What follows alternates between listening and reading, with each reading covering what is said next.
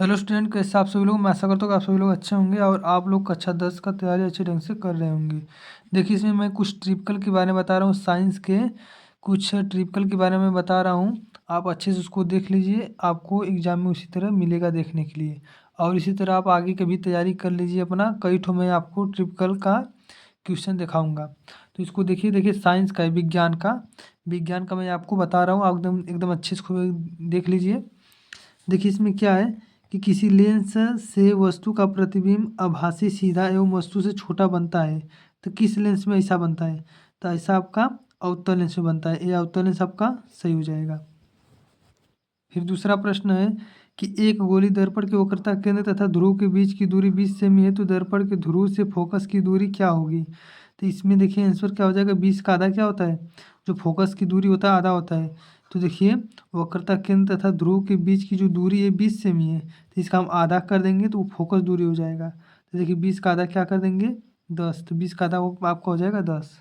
आगे तीसरा देखिए, दिया है कि प्रकाश के किस घटना के कारण आकाश नीला दिखाई देता है? तो प्रकाश की किस घटना के कारण आकाश नीला दिखाई देता है? बताइए। परावर्तन, अपवर्तन, विक्षेपण, प्रकीर्णन। तो आपका आंसर हो जाएगा ये प्रकीर्णन। प्रकीर्णन के कारण आकाश नीला दिखाई देता है। आगे देखिए, एक लेंस की क्षमता 2 डायोप्टर है प्लस 2 डायोप्टर है तथा इसकी फोकस दूरी सेमी में कितनी होगी? तो इसका फोकस दूरी सेमी में आपका कितना होगा? तो इसका हो जाएगा आपका आंसर देखिए 50 हो जाएगा। 50 रहेगा, क्यों? कि जो फोकस दूरी होता है वो सेमी में होता है। तो सेमी में होता है 100 सेमी। तो 100 सेमी में देखिए 2 डायोप्टर मतलब पी का भाग दे देंगे, मतलब ये 2 का भाग दे देंगे। ये क्षमता है देखिए पी, ये पी का मान है। तो 2 का भाग 100 में दे देंगे तो आपका आ जाएगा 50। ये आंसर हो जाएगा। आगे प्रश्न 5 देखिए क्या दिया है कि फ्यूज तार को निम्नलिखित घरेलू विद्युत वितरण के किस तार के श्रेणी क्रम में जोड़ा जाता है? जो फ्यूज तार होता है घरेलू वितरण के किस तार के श्रेणी क्रम में जोड़ा जाता है? तो आपका आंसर हो जाएगा देखिए सी, देखिए जीवित तार के रूप में। किस तार के रूप में? जीवित तार के रूप में। आगे देखिए दिया है कि शक्ति, कार्य तथा समय के मात्रक क्रमशः x1, x2, x3 से प्रदर्शित किया जाए तो निम्नलिखित में से कौन सा संबंध सही है? तो देखिए P बराबर होता है W/T। P बराबर W/T। या x3 का मतलब देखिए पहले शक्ति है तो x1 का मतलब शक्ति है, P मान लीजिए P का मान है। फिर कार्य मतलब W का मान लीजिए x2 है। फिर देखिए समय, समय का मान आप x3 मान लीजिए। तो P बराबर क्या होता है? W/T। और T बराबर क्या हो जाएगा? तो इसके हिसाब से उसको पक्षांतर करके आप हल कर लेंगे तो आपका आ जाएगा आंसर। तो उसको पक्षांतर करेंगे तो W बराबर क्या हो जाएगा? P गुणे T। देखिए W का मान है, W बराबर ये देखिए P गुणे T। ये देखिए P का मान है, x1 क्या है? P का मान, पहले P का है शक्ति। तो W बराबर ये P का मान है और ये जो x3 देखिए T का मान है, लास्ट में समय का है तो x3 का मान है। तो P बराबर W/T। ठीक ना? ये देखिए W बराबर P/T। देखिए मैं लिख भी दे रहा हूँ, W बराबर क्या होता है? P/T। ठीक। तो देखिए W का मतलब x2 है, P का मतलब x1 है और T का मतलब x3 है। तो ये वाला सही आपको हो जाएगा, बी वाला। आगे देखिए प्रश्न 7 में क्या करा है। एक चालक 10 एम्पीयर की धारा प्रवाहित करता है, इसके संगत 2 सेकंड में प्रवाहित होता है होने वाले आवेश की कितना मात्रा होता है? तो देखिए Q बराबर होता है IT। Q बराबर होता है IT। इन दोनों का क्या करेंगे? इन दोनों का आराम से एकदम कर दीजिए गुणा, आ जाएगा आंसर। तो देखिए 10 दूना क्या हो जाएगा? 20। ए सी वाला आपका हो जाएगा, क्यों? क्योंकि देखिए Q बराबर होता है I/T। मतलब I का मतलब धारा का, T का मतलब समय में गुणा कर दीजिए, आ जाएगा आंसर। आगे देखिए आपका देखिए 8वां प्लास्टर ऑफ पेरिस का सूत्र है। प्लास्टर ऑफ पेरिस का सूत्र देखिए यही वाला है। एकदम बात ध्यान से देख लीजिए, मैं जल्दी बता रहा हूँ, इसको आप आराम से एकदम लिख कर समझ लीजिए, एग्जाम में आपको मिलेगा। पीएच मान 8.5 वाला विलयन है। देखिए 8.5 वाला विलयन कैसा होता है? क्षारीय, उदासीन, अम्लीय होता है या कैसा होता है? तो देखिए इसमें देखिए क्या होता है, 7 पर उदासीन होता है, 7 से जो कम होता है तो वो अम्लीय हो जाता है, और 7 के बाद जो रहता है वो आपका क्षारीय हो जाता है। तो ऐसी स्थिति में आपका आंसर हो जाएगा क्षारीय, क्योंकि ये देखिए 7 से ज़्यादा है। और 7 से कम रहेगा तो आपका हो जाएगा अम्ल। इसके बाद 7 अगर आ जाएगा तो वो होता है उदासीन। उदासीन क्या होता है? 7 नंबर पीएच मान रहेगा तो उदासीन हो जाएगा। आगे देखिए दिया इसका आईपीएससी नेम क्या होगा? तो प्रश्न 10 है, आईपीएससी नेम इसका देखिए हो जाएगा आपका 2 मेथिल प्रोपेनल। देखिए दूसरा नंबर पे जुड़ा है, दूसरा नंबर जुड़ा है इसलिए 2 लिखा गया है।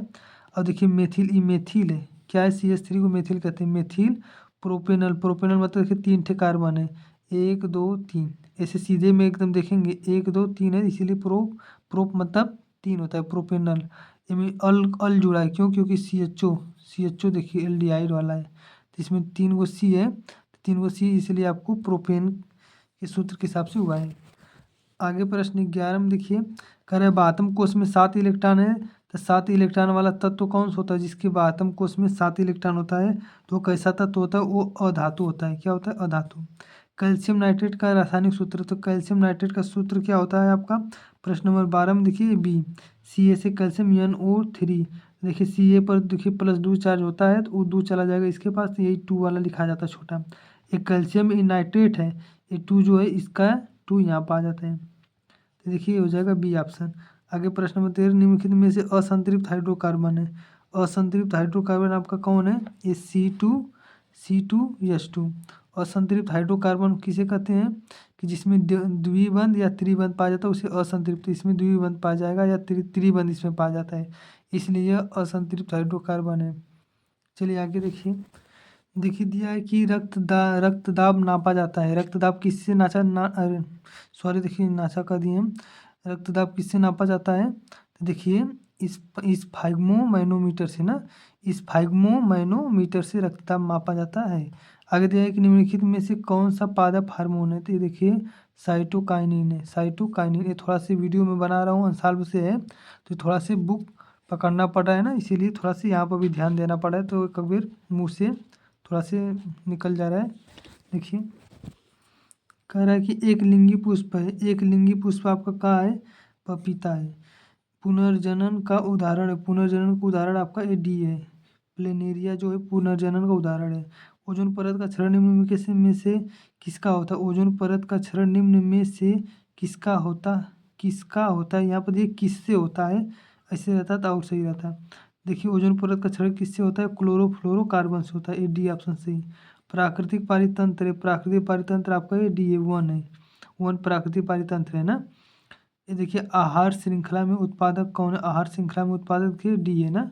आहार श्रृंखला में जो हरे पेड़ पौधे होते हैं वो आहार श्रृंखला में आते हैं। ये देखिए प्राकृतिक पारितंत्र मतलब जो भगवान ने बनाया, जो प्राकृतिक ने बनाया, मतलब वन जो है प्राकृतिक पारितंत्र के अंतर्गत आया। खेत आदमी लोग बना लेते हैं अपना, जोतते हैं बोते हैं। ये जल जीवशाला है, गमला, ये सब है अपना आदमी लोग बना लेते हैं। और आगे का भी इसी तरह आप देखिए ट्रिपिकल 20 खत्म। इसी तरह बोर्ड एग्जाम में आपको 20 ट्रिपिकल देखने के लिए मिलेगा। उसके बाद आपको देखिए वर्णनात्मक प्रश्न मिलेगा। इसमें देखिए सब दिया है कि PQR जो है दृष्टि दोष से एकदम परेशान है, देखिए इसके निवारण के लिए किस चीज़ का प्रयोग होगा। तो ये देखिए 3 ऑप्शन दिया है, इसको पढ़ लीजिए, समझ लीजिए। और देखिए यहाँ पर सवाल दिया है, इस सवाल को लगाना, इसका अपवर्तनांक की गणना करना है। ठीक, अपवर्तनांक का गणना करना है।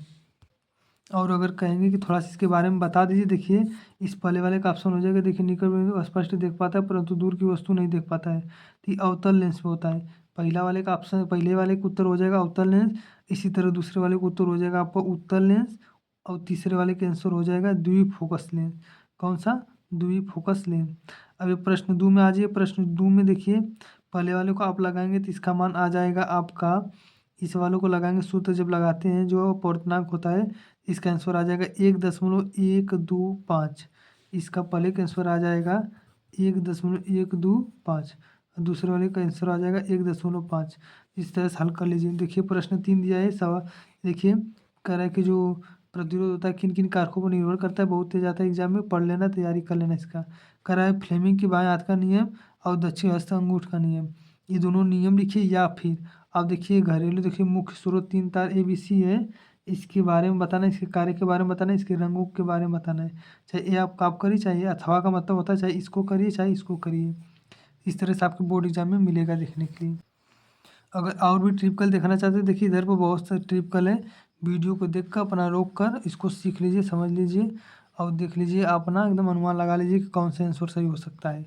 ठीक, तो चलिए हम मिलेंगे। अब देखिए इसका आगे आंसर आप चाहेंगे, देखिए इधर पीछे साल में दिया रहता है आंसर भी, तो आंसर को आप देखिए यहाँ पर, इसका आंसर देखिए इधर है कि आंसर आपको इधर मिल जाएगा आपका। देखिए यही दिया है ना, जो भी दिखाए हम ट्रिपल, तो पहले के सी, दूसरे के बी, तीसरे के बी। अभी जो हम दिखाए शुरू में दिखाए तो उसका आंसर अलग था, उसको हम आपको समझा समझा के बताएं। ठीक, इस तरह से रहता है। तो अगर आपके पास संसाल्व है या फिर गाइड है या जो भी है, आप उससे अच्छे से पढ़ लीजिए और ज़्यादा रटने में ध्यान दीजिए मत। जो आप पढ़ें उसी को अपना पढ़िए समझिए। कोई भी विषय हो, चाहे कला, भूगोल, हिंदी, जो भी हो, आप जितना पढ़ें उसी के हिसाब से अपना पढ़िए, उसका रिविजन करिए और जाइए बोर्ड एग्जाम दीजिए। और मैं अपना वीडियो, मैं हिंदी का भी सब कुछ का वीडियो में बनाया हूँ अपने चैनल पर, जाके प्लेलिस्ट में देख लीजिए। आपके लिए एकदम सब कुछ उसी जगह से आएगा। हिंदी का भी है, हर एक विषय के बारे में मैं थोड़ा थोड़ा बता दिया हूँ, आप देख लीजिए अच्छे से। चलिए मिलते हैं अब अगली वीडियो में, तब तक के लिए जय हिंद, वंदे मातरम।